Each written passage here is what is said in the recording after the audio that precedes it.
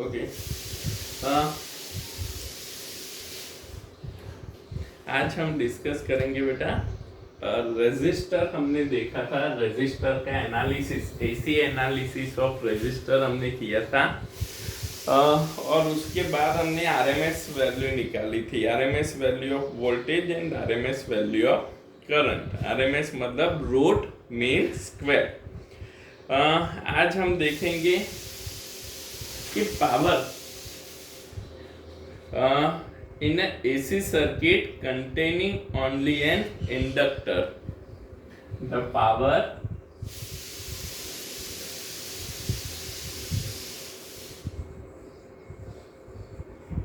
in AC circuit in circuit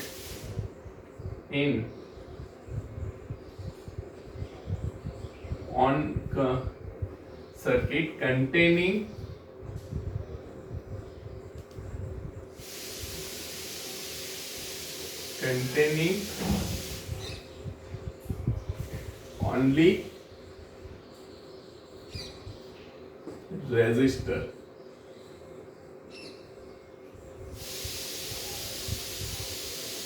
कि सिर्फ resistor हो एसी सर्किट में। जो हमने एनालिसिस किया रेजिस्टर का, उसमें क्या था बेटा, तो ओनली रेजिस्टर था, ओनली रेजिस्टर का सर्किट है। तो ओनली रेजिस्टर के सर्किट में हमको कितना पावर मिलता है, तो ओनली रेजिस्टर सर्किट का हमको पता है। तो हमने देखा है कि भाई रेजिस्टिव सर्किट थी, तो in resistive circuit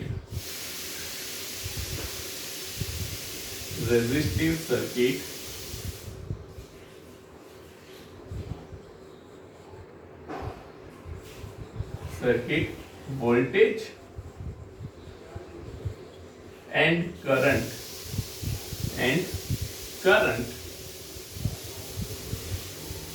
change in a same phase. दोनों कैसे है, सेम फेज में चेंज होते हैं। ओके, मतलब दोनों कैसे है, साइन वेव है, चेंज इन सेम फेज।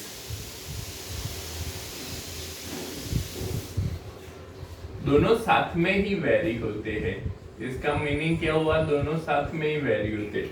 जैसे कि हम यहाँ पे एक वेवफॉर्म ड्रॉ करें इसका, तो यहाँ पे एक साइकिल ड्रॉ करते हैं, एसी साइकिल है, जिसमें अगर हम यहाँ पे समझे तो वोल्टेज और करंट दोनों कैसे है, सेम है।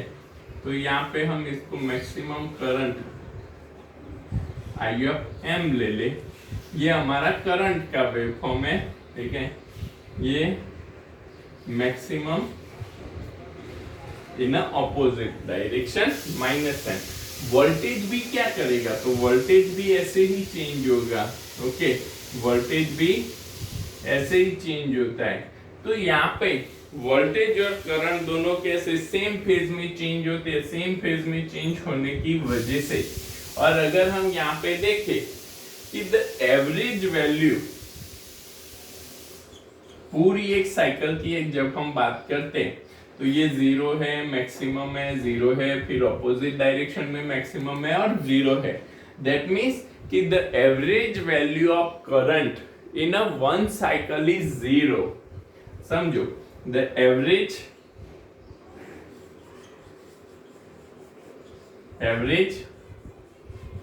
Value of current in one cycle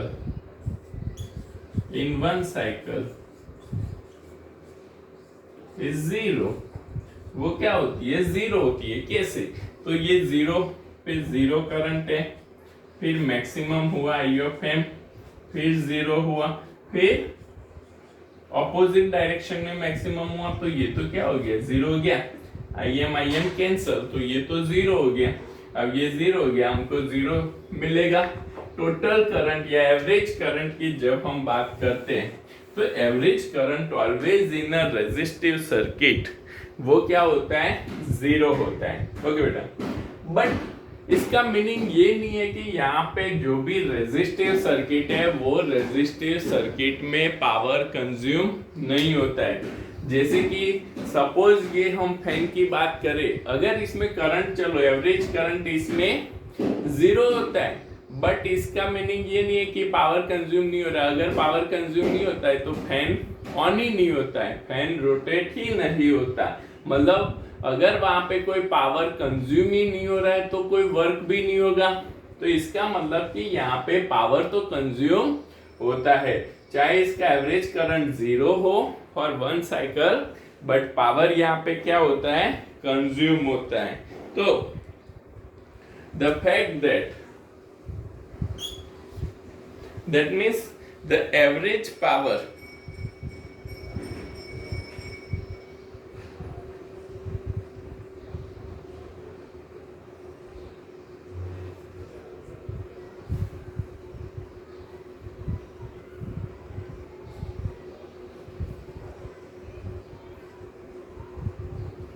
okay तो यहाँ पे कितना पावर यहाँ पे कंज्यूम मतलब डिसिपेट हो रहा है, ओके रेजिस्टर में कितना पावर डिसिपेट हो रहा है, तो वो चीज हम यहाँ पे देखते हैं। तो द पावर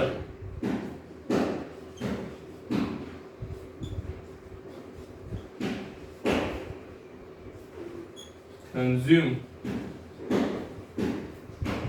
और डिसिपेट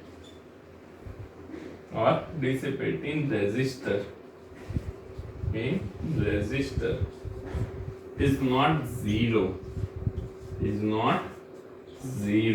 यहाँ पे कुछ ना कुछ जूल हीटिंग पावर की अगर हम बात करें तो आपने वो फिलामेंट वाले बल्ब देखे थे बेटा, तो जैसे ही हम उसमें फिलामेंट का जो बल्ब होता है वो क्या होता है, रेजिस्टर होता है। ओके फिलामेंट है तो उसका रेजिस्टर होगा। अब जब उसका रेजिस्टर वहां पे है, ओके अब जब उसका रेजिस्टर है तो क्या हुआ, मतलब कि भाई रेजिस्टर है तो कुछ ना कुछ पावर वहां पे कंज्यूम करेगा। अब पावर कंज्यूम कर रहा है, इसका मीनिंग कि वहां पे जूल हीटिंग एनर्जी हमको मिल रही है। तो the joule heating energy, the joule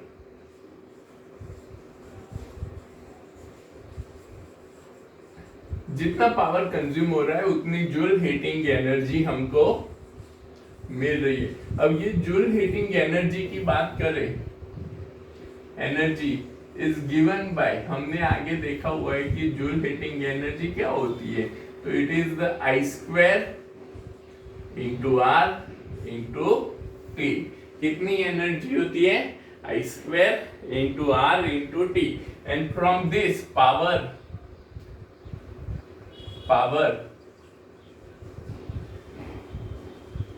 consume या dissipate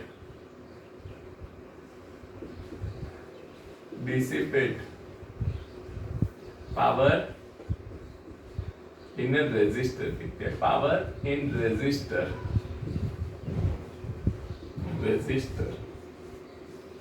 is given by, power क्या होता है बेटा, तो power equals to energy by time. Power equals to क्या होता है, एनर्जी बाय टाइम। तो टाइम कैंसिल हो जाएगा, तो पावर हमारा क्या मिलेगा, I square into R. Power is equals to I square into R. But we know that AC में करंट हमने क्या निकाला था, I M sine omega T. Voltage था V equals to Vm sine omega T. Current यहाँ पे हमको मिलेगा I equals to Im sine omega T. तो यहाँ पे इसके एवरेज पावर की जब हम बात करें तो average power is given by, तो एवरेज पावर हमको क्या मिलता है, is equals to I square into R. Okay but register की वैल्यू तो यहाँ पे कांस्टेंट होती है और करंट हमको पता है, करंट कितना है, I M sine omega T. तो एवरेज पावर इक्वल्स टू, इसको पी बार से भी डिनोट करते हैं, equals to I M square sine square omega T into R. इसमें से बेटा आई एम स्क्वायर कांस्टेंट है, मतलब मैक्सिमम करंट तो वेरी होता नहीं है, तो आई एम स्क्वायर, रेजिस्टेंस भी क्या है, कांस्टेंट है। बचा क्या, कौन वेरी हो रहा है, साइन वेरी होता है, sine square omega T. But we know that, मैंने आपको आगे भी लिखवाया था, average value of sine square omega T and average value of cos square omega T is always 1/2। कितनी होती है, 1/2 होती है। तो यहाँ पे average power P equals to P bar equals to क्या होगा, I M square into R, और साइन स्क्वायर ओमेगा टी की जगह पे हम क्या पुट करेंगे, 1/2 पुट करेंगे। तो हमको क्या मिलेगा, I M square into R by two. तो एवरेज पावर हमारा मिलेगा इसको 1/2 I M square into R. तो रेजिस्टर में कितना पावर डिसिपेट होता है या कंज्यूम होता है। तो हमको अगर पूछते हैं कि डिराइव द पावर कंज्यूम और डिसिपेट इन एसी सर्किट, तो हम इसको ऐसे डिराइव कर सकते हैं। तो ये हमको मिलेगा एवरेज पावर। ओके, तो ये आप एवरेज पावर है पूरा, मतलब इक्वेशन अच्छे से समझ लो। बाकी का जो राइटअप है, राइटअप आपको कुमार की बुक में दिया है, उस हिसाब से लिख लो, या अपने हिसाब से भी आप याद रख के इसका राइटअप लिख लेते हो तो चलता है। मेन है तो हमारा ये कैसे डिराइव होता है, ये चीज आपको समझनी है। ये समझ में आ गया बेटा, तो आपका आराम से हो जाता है। हमको पता है जूल हीटिंग एनर्जी क्या होती है, I2R इंटू टी, और उसमें से रेजिस्टर में अगर हम पावर निकालते हैं तो P इक्वल्स टू हो जाता है I2 इंटू आर, और उसमें भी करंट I इक्वल्स टू हो जाता है IM sine omega T. Average power हमको मिलता है, average power is given by I2 into R. तो एवरेज पावर हमारा हो जाएगा IM square sine square omega T into R, IM square into R. तो एवरेज हो जाता है साइन स्क्वायर ओमेगा टी, और साइन स्क्वायर ओमेगा टी का एवरेज मिलेगा 1/2। तो पावर हमारा हो जाएगा IM square by R by 2। तो हमको एवरेज पावर मिलेगा 1/2 IM square into are.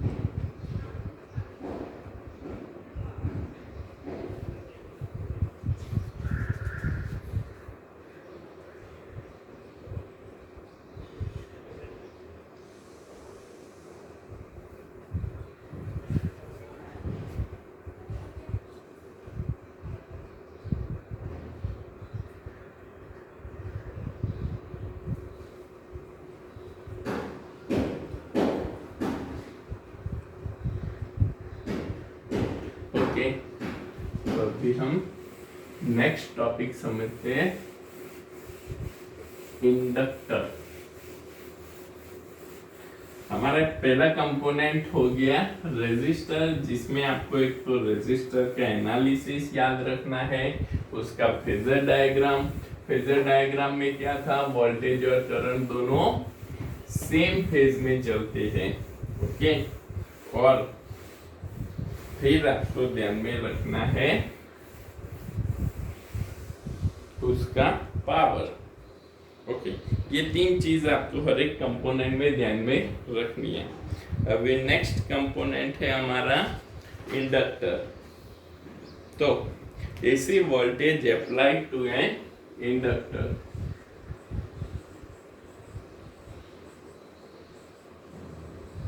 Voltage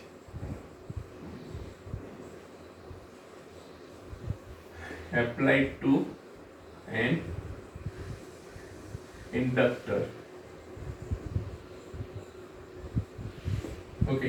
ये पूरे एनालिसिस ज्यादातर तो नहीं पूछते, पर न्यूमेरिकल के लिए हमको याद रहने चाहिए, ओके।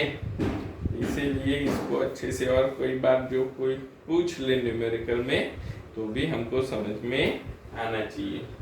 तो यहाँ पे एसी वोल्टेज, या हम कह सकते हैं कि एनालिसिस ऑफ इंडक्टर हम कह सकते हैं, या हम ये भी कह सकते हैं कि obtain an equation of current for AC voltage applied to an inductor।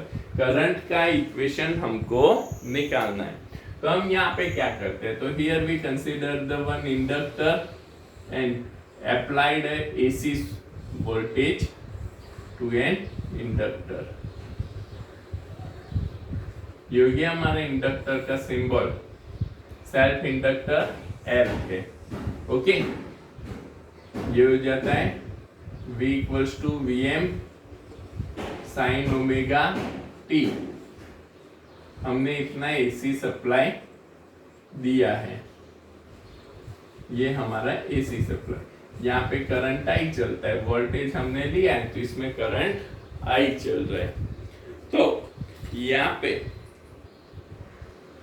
Inductor है, तो ये इंडक्टर हम ऐसा एज्यूम करते हैं, तो इंडक्टर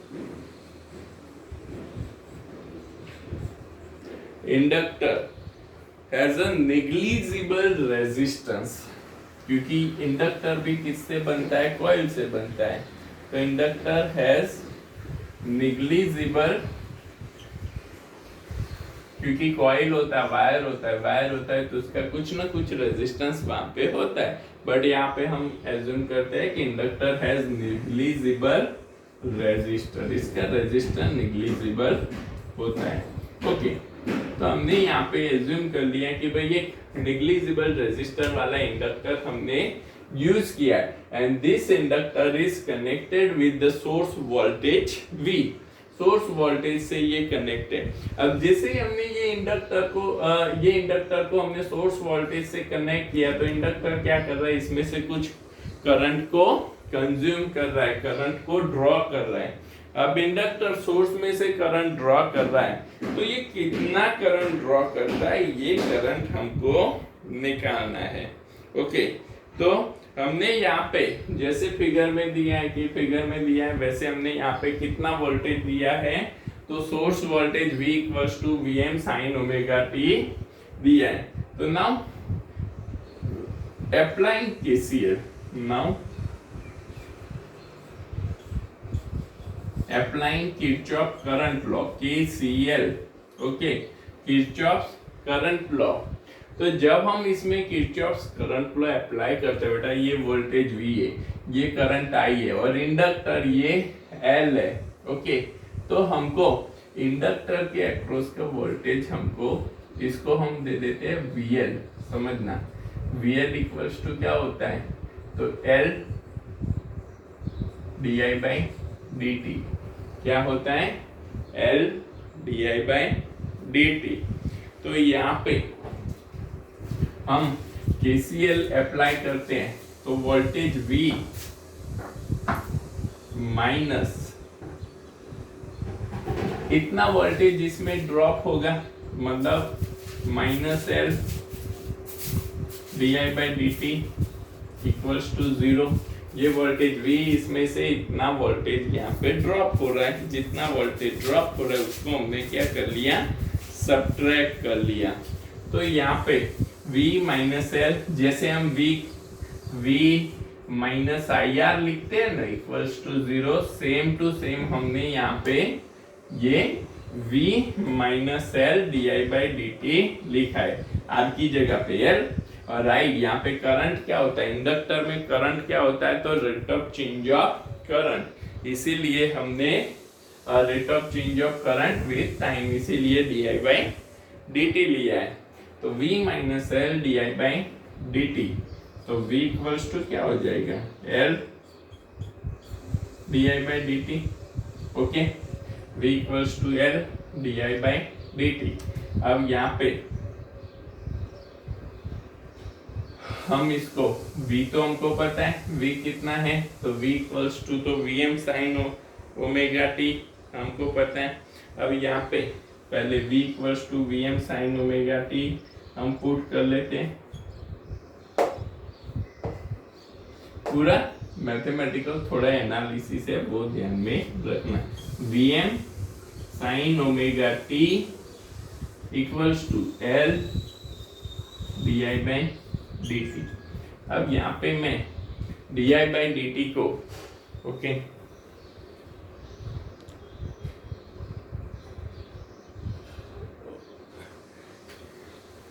यहाँ पे मैं D I by D T को सब्जेक्ट करता हूँ, तो D I by D T को सब्जेक्ट कर लिया मैंने। ओके, तो वी एम बाई एल, ये एल है, ये क्या हो जाएगा, इधर आ जाएगा। Okay, D I by D T को सब्जेक्ट किया, एल इंडक्टर एल क्या हो रहा है, तो डिनोमिनेटर में आ रहा है, तो V M by L into sine omega T, तो D I by D T equals to V M by L into sine omega T. Okay, तो यहाँ पे हम डी आई को सब्जेक्ट कर ले, क्योंकि हमको निकालना क्या है, करंट थ्रू द इंडक्टर और करंट थ्रू द सर्किट, मतलब इंडक्टर। तो D I current D I equals to V M by L sine omega T into D of T, sine omega T into D of T. तो अब हम यहाँ पे देखते हैं, तो ये तो क्या है, स्मॉल करंट है। ओके, अब स्मॉल करंट है तो इसको हमको करंट थ्रू द सर्किट निकालना है, तो now take integration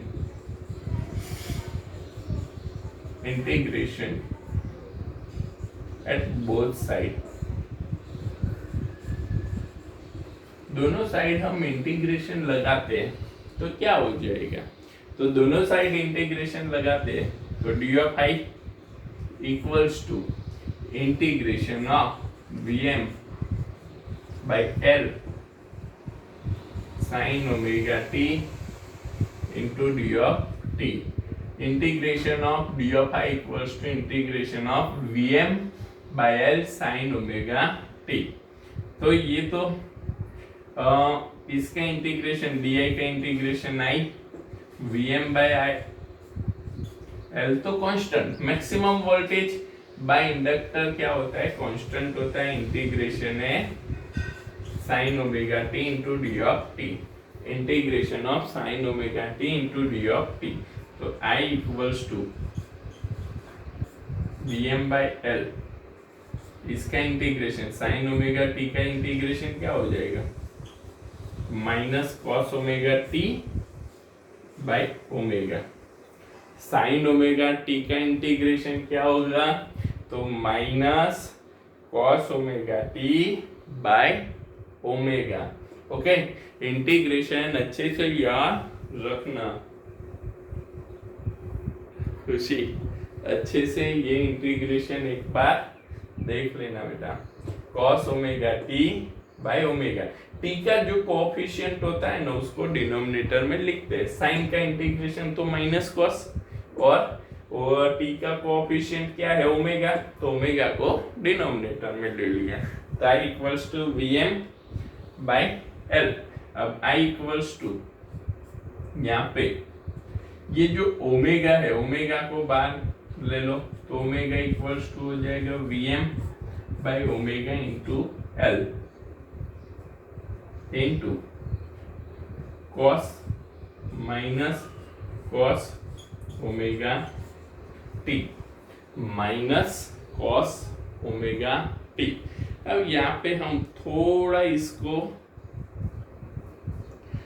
mathematically simplify करते हैं माइनस कॉस ओमेगा टी को, तो sign omega T minus pi by two sign omega T minus pi by two. तो इसको अगर हम समझे तो ये माइनस आगे ले लो तो माइनस कॉमन हो जाता है, तो साइन होता है तो साइन फंक्शन में माइनस माइनस ही रहता है, तो पाई by two minus omega T होगा। ओके, समझना sign omega T minus pi by to मैंने लिया। अब इसमें माइनस, इसको मैंने क्या किया तो पाई बाई टू को आगे लिया तो ये माइनस आगे हो गया, तो पाई बाई टू ओमेगा टी है, ओमेगा टी पॉजिटिव था तो नेगेटिव हो गया और पाई बाई टू नेगेटिव था तो पॉजिटिव, मतलब इसको हमने माइनस से मल्टीप्लाई किया। अब ये है sine pi by two, sine pi by two minus theta equals to cos theta, ऐसा होता है।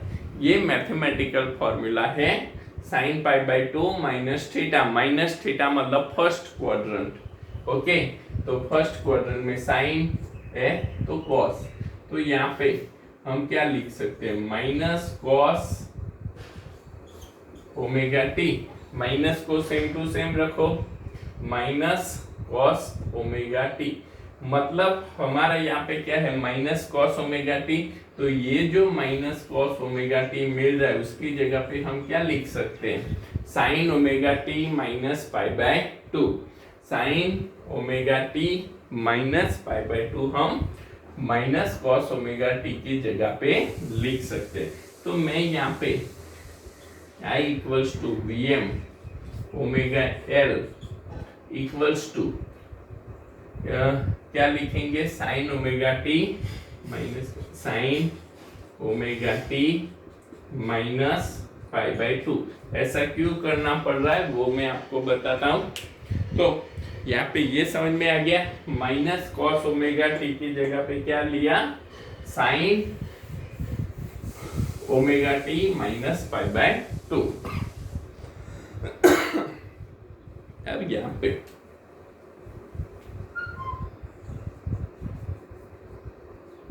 ये क्यों किया, साइन में हम क्यों लाए इस फंक्शन को, तो वोल्टेज क्या है, वोल्टेज क्या है Vm साइन ओमेगा टी, मतलब यहाँ पे हम इसको वोल्टेज को साइन फंक्शन में ले रहे हैं।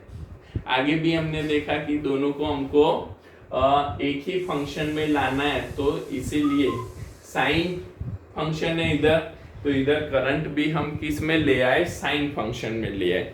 अब करंट जो है वोल्टेज और करंट में देखो, now from the voltage and current, from the voltage applied voltage and current in inductor is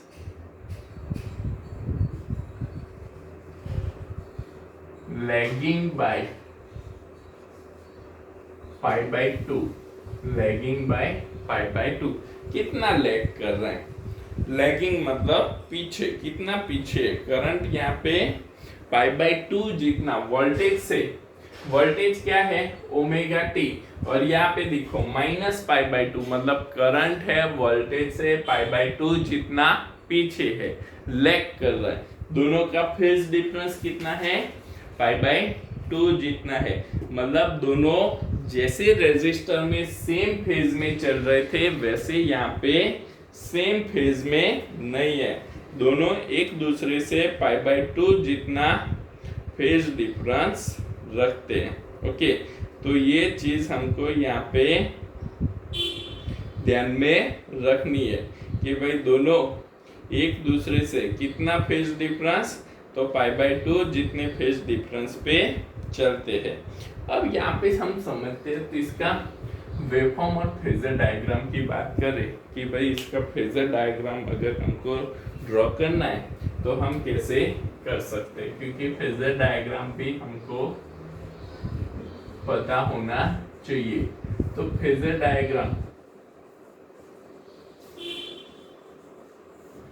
diagram हमको यहाँ पे क्या मिलेगा, कैसे मिलेगा वो हम समझते हैं। ओके, तो पहले तो मैं इसका वेव फॉर्म ड्रॉ करता हूँ वोल्टेज और करंट का, जिससे समझ में आ जाए कि जो वोल्टेज है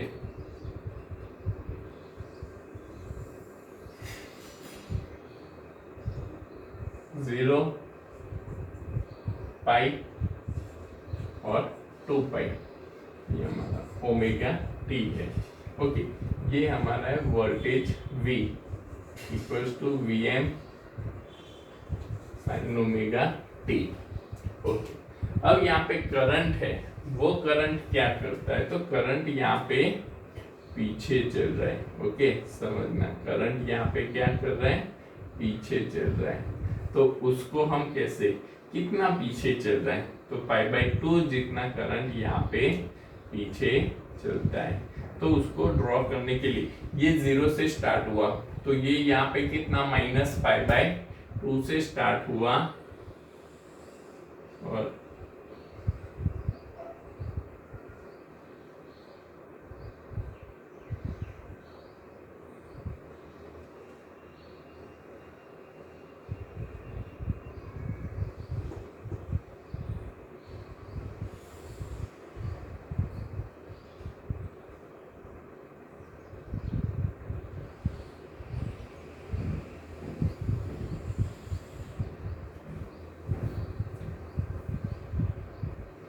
ओके, तो जहाँ पे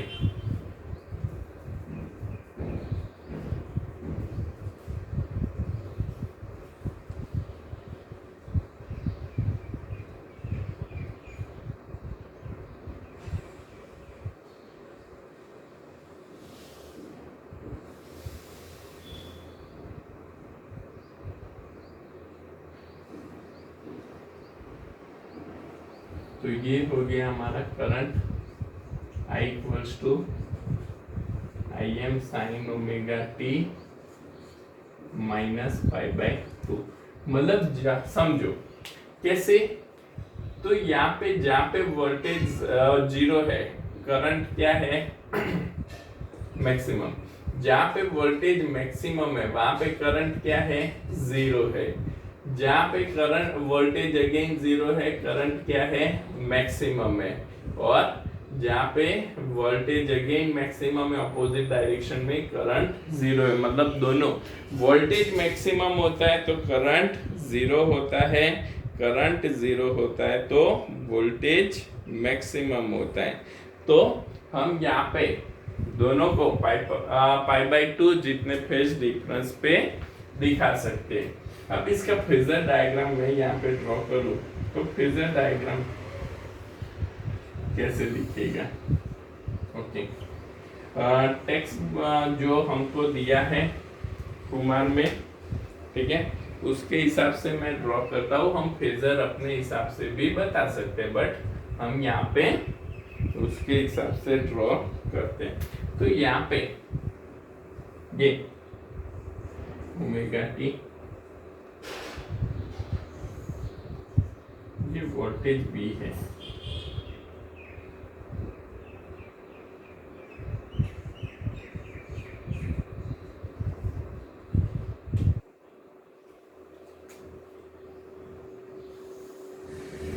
तो ये हमारा करंट I है। देखो, तो यहाँ पे ये जो एंगल बन रहा है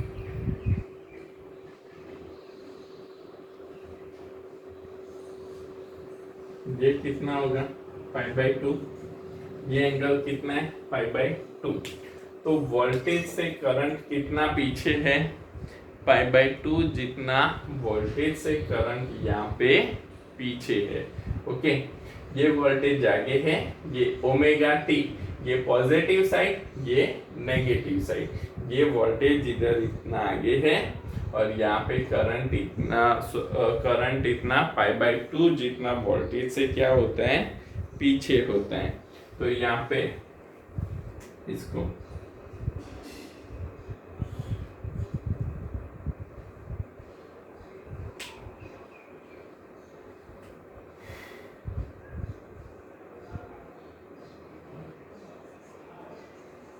Vm sin omega T. Okay, और यहाँ पे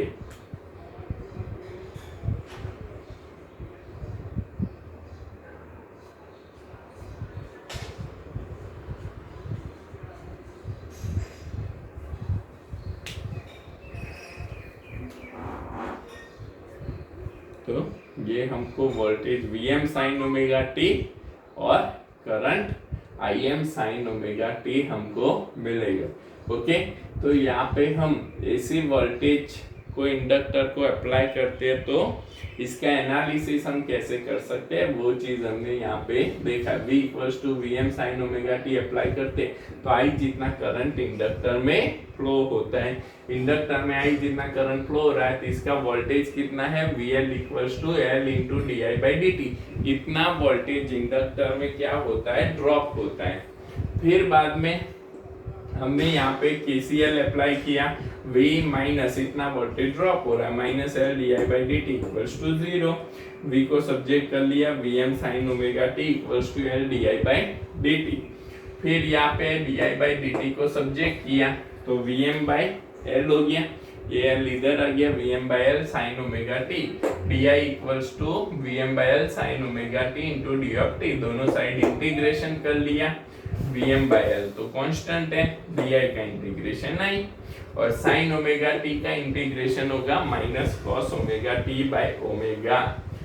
फिर Vm/ओमेगा/L है तो Vm/ओमेगा/L = -cos ओमेगा टी।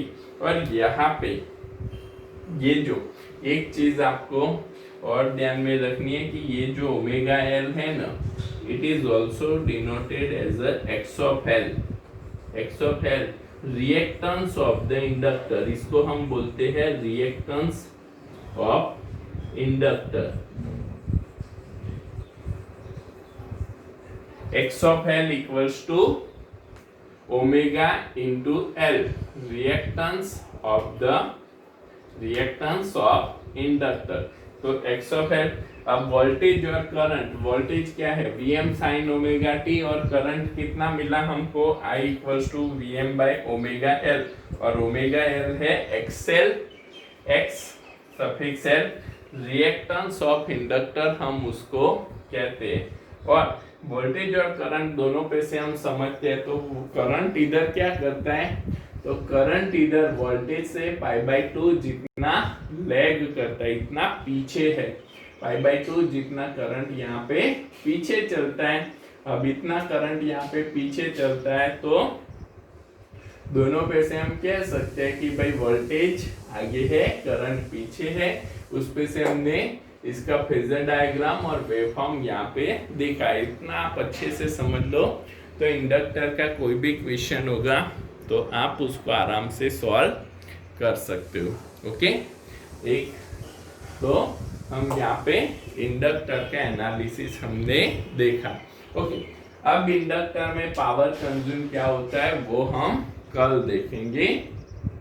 आज के लिए इतना रखते हैं। इंडक्टर एनालिसिस अच्छे से समझ लेना। ओके, इसका इंटीग्रेशन, उसका डेरिवेशन कैसे होता है वो भी समझ लेना और इक्वेशन याद रखना। Okay, thank you.